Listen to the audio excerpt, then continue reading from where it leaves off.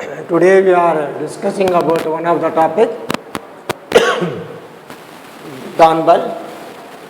This is the related from modern poetry. The standard is the first year, intermediate first year. The second language Hindi.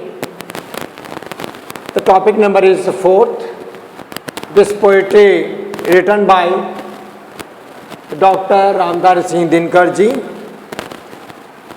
In Hindi literature is called as a shortly Dinkar ji. Today we are discussing about the part, poetical part, fourth. In previous classes we are discussing three parts that related the same topic.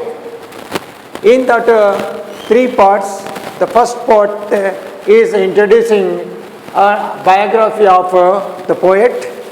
The another one, the part number second, what is the ambition of the poet in this topic, means the poetry, Danbal.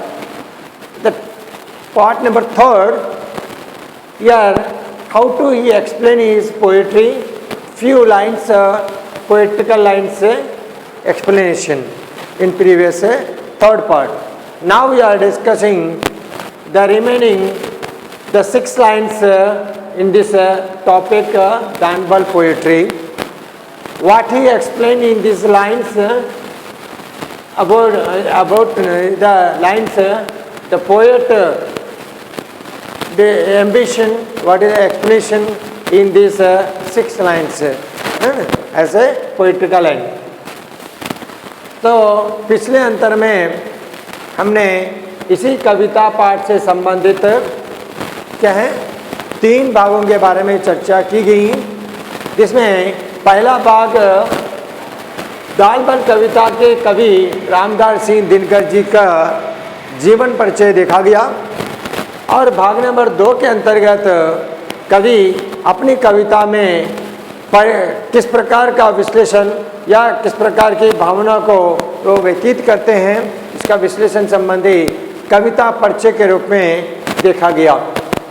Okay, then part number 3 के अंतर्गत दानबल कविता के अंतर्गत आरंभिक first 6 lines के बारे में इनका विश्लेषण कैसे किस प्रकार से हुआ है, कैसे वर्णन किया है, उसके बारे में देखा गया है ना.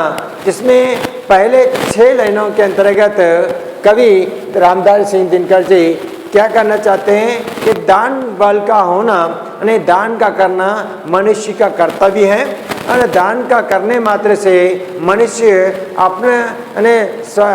अपने सत्व को माने अपने अधिकार को त्याग करता हुआ समझा है, या हंसते हुए कोई दान दिया है, या तो इसका अहंकार रूप से कार्यदारी करने से वो क्या होता है, वो व्यर्थ है. जो ये अपनी संपत्ति को उन्हें दूसरों के प्रति सहायता करने के योग्य होता है, वो जीता जी जो उसका जीवन क्या होता है, सादृश्य होता है, उसका जीवन धन्य होता है.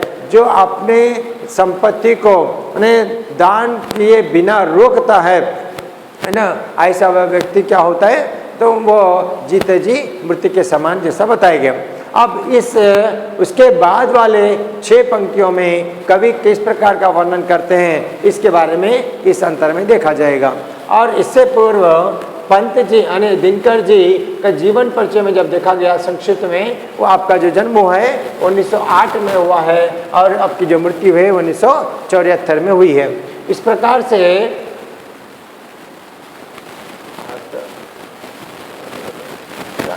76 में इनकी मृत्यु हुई है.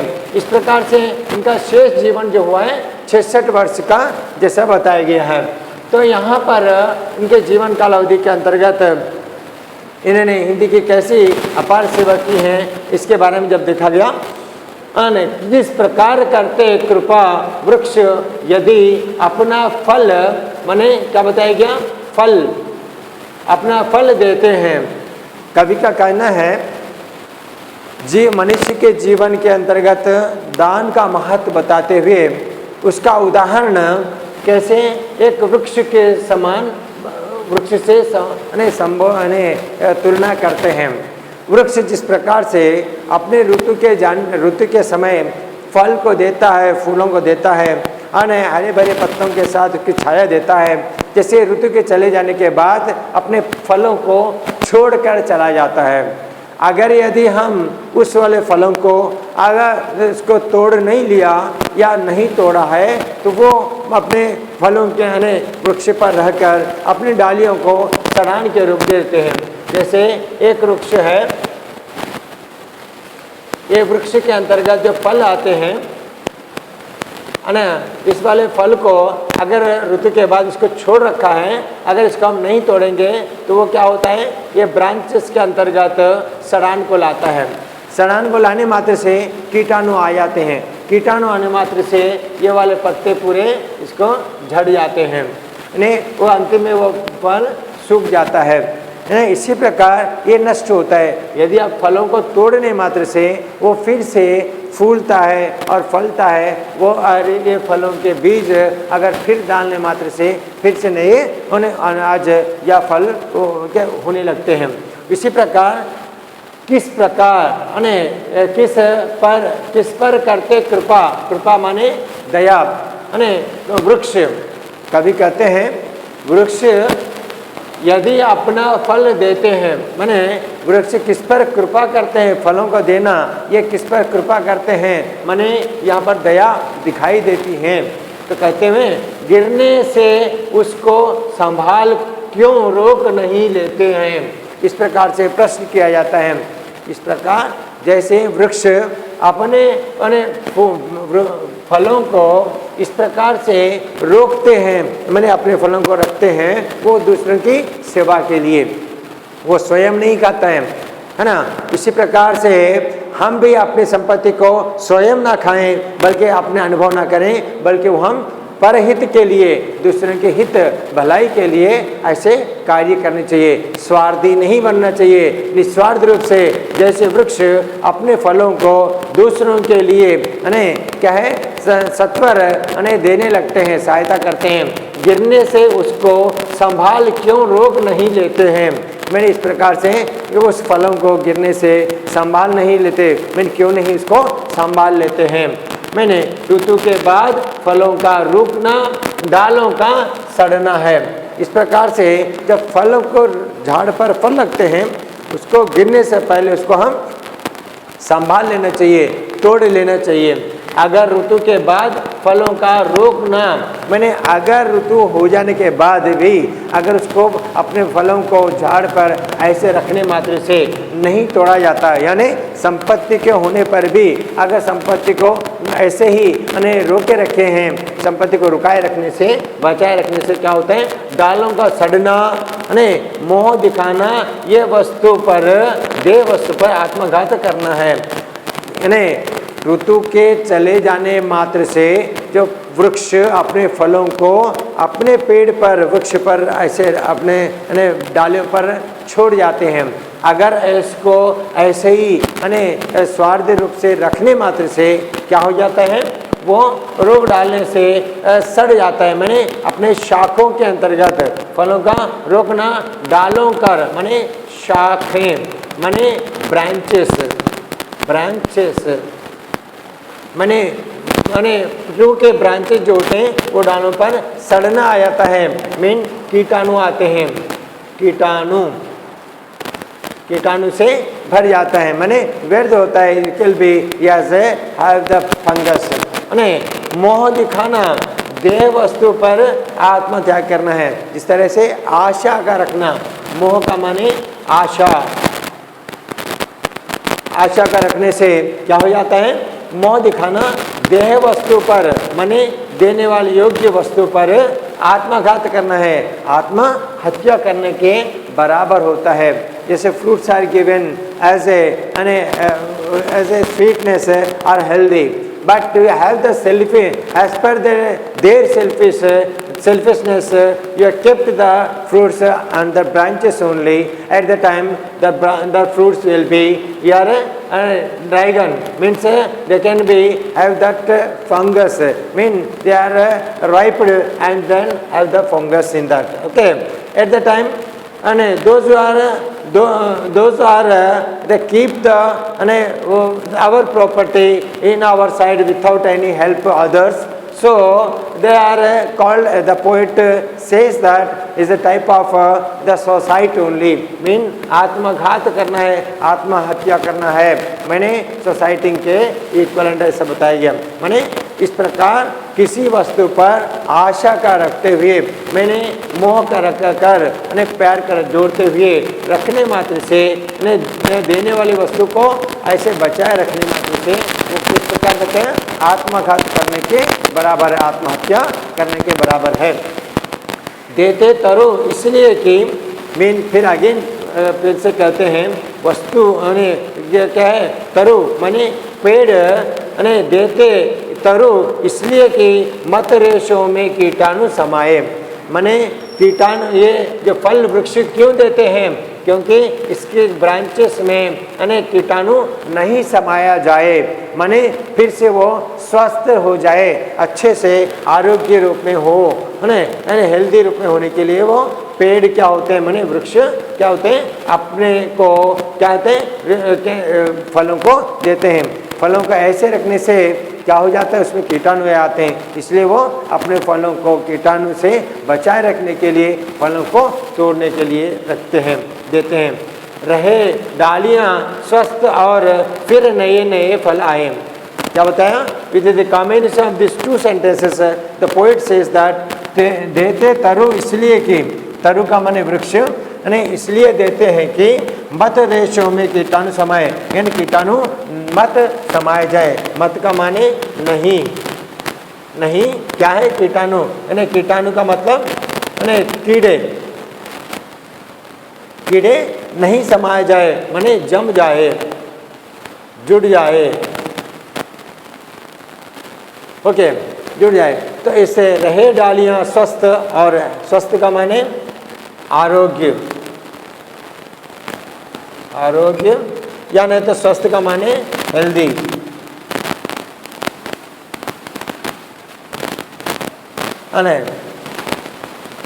HALTHY healthy. और फिर नए, फिर से माने अगेन, नए फिर से नए नए पत्ते आए, न्यूली बॉर्न, न्यूली बॉर्न फल आए, फिर से फल का माने फ्रूट आए, mean again, come again, means why the fruits are the plant trees are given the fruits, means they are cut the fruits and they are not have any fungus in their branches. If they are keeping that fruits and the branches only, at the time they can ripe and they have the fungus, then all that branches will be drying. So the डालियाँ स्वस्थ और फिर नए पत्ते हैं। डालियाँ माने branches, फिर से again the branches will be healthy and then again given the fruits for healthy. So यहाँ पर कवि कहना चाहते हैं दान, मनुष्य दान को दे, मनुष्य के अंतर्गत दान का महत्व बताते हुए एक वृक्ष के उदाहरण दिए हैं। वृक्ष जिस प्रकार से अपने फलों को ऋतु के चले जाने मात्र से फलों को छोड़ जाता है, ऐसे फलों को हमने अगर मोह दिखाने का उद्देश्य से, मैंने आशा को रखने के मात्र से वो क्या है, सड़कर ब्रांचेज के उसके डालियों को भी सराहना देते हैं, जिससे वो वृक्ष मृत्यु के शिकार बनता है। अगर उसको हमने seasonally you are cut the fruits, अगर समय के अनुसार उसको तोड़ रखा है तो उसके डालियाँ जो होते हैं स्वस्थ हो जाते हैं, हेल्दी रहते हैं, फिर जिसके कारण वो नए पत्तों को या नए फलों को दे सकता है। Those who have the healthy and those are wealthy, mean those who have the assets or property, the money. So you cannot keep the money, but you can help to others in many different different type of donations. If you are donate, you can be you are got the feelings as happiness. If you are not given the person help to others, you can be with the guilty, and you have as a diseases, and they can your life will be collapsed, and you are died. Nobody can be feel happy with your life period. If you are donate or help to others in your life period, and which you are God given and property assets, the money to help to others as a donation. So most of them, all the people are appreciating you, and everybody feel happy, and you are give the wishes to you, and you are at the time your life will be as a good and successful. Your life will called as a good and successful life. Okay, इस प्रकार से you are given the conclusion moral to us as per the poet's 6 lines. You should be help to others with help of with your and the property assets given by the God. Isn't it? If you are not doing like that, your health, your life is collapsed one day, and everybody can be your life. A person's life will be the collapsed as a one day.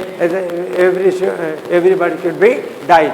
Okay, तो इस प्रकार से मनुष्य के अंतर्गत जीवन का दान का महत्व बताते हुए इस प्रकार वर्णन किया गया. धन्यवाद.